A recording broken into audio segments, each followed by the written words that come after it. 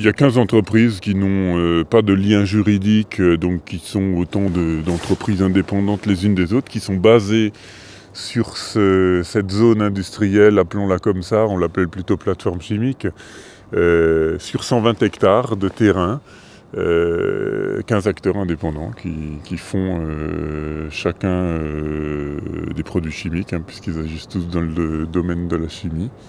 Et Osiris étant au milieu de toutes ces entités, une société de services qui fournit tous les services d'appui à la production en fait. Je pense que les systèmes de pompage, il a au moins une cinquantaine d'années, voire plus. Ça date d'avant les époques Natura 2000, réserve naturelle ou même canal national du Rhône, etc. Et en fait, on était ici sur une zone qui était une zone alluviale où il y avait beaucoup d'eau, mais on n'était pas sur la même île au sens géographique que celle d'aujourd'hui.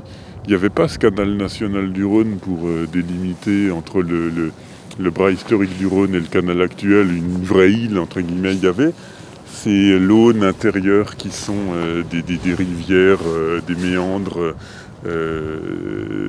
du Rhône. Il y a quand même 100 ou 120 hectares d'installations qui prélèvent de l'eau. Alors on est là sur des prélèvements de l'ordre de 150 000 m3 jour. Ça représente la consommation d'eau de 800 000 habitants à peu près. Oui, il y a ces usages industriels qui sont la première raison pour laquelle historiquement on est basé ici. Donc par exemple en face ici on a un puits de pompage comme il en existe à peu près 13 je crois dans la zone du champ captant, Platière. Et là on va puiser l'eau à 20 mètres du sol, on va remonter l'eau sur 3 km jusqu'à la plateforme chimique. Bon. Donc il y a des réseaux un petit peu complexes de tuyauterie d'eau, des gros diamètres, et puis il y a des câbles haute tension là-dessous qui cheminent un peu partout.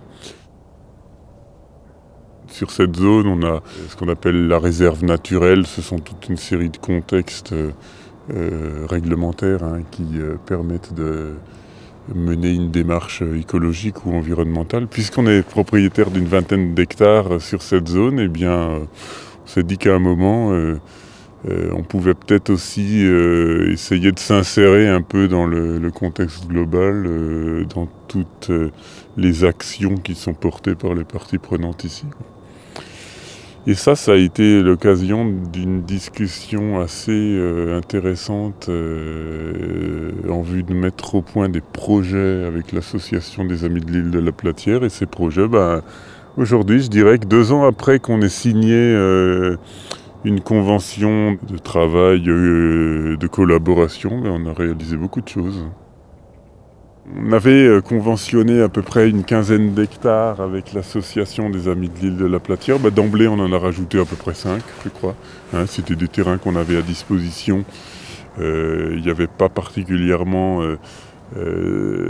d'usage qui en était fait autre qu'un usage agricole. Mais on a pu, à cette occasion-là, faire une affaire intéressante en ce sens que on a d'autres terrains ailleurs que dans l'île pour lesquels on avait un bail agricole de quelqu'un qui partait en retraite. Donc on s'est dit, eh bien tant qu'à faire, on va demander à l'agriculteur qui a un bail avec nous sur 5 hectares ici de transférer son activité dans une autre zone qu'on a en propriété. Et on a récupéré ce terrain anciennement en culture du maïs pour faire de la prairie et de la forêt. Là. En face, je dis forêt, pour l'instant ça n'est qu'une plantation forestière, mais voilà.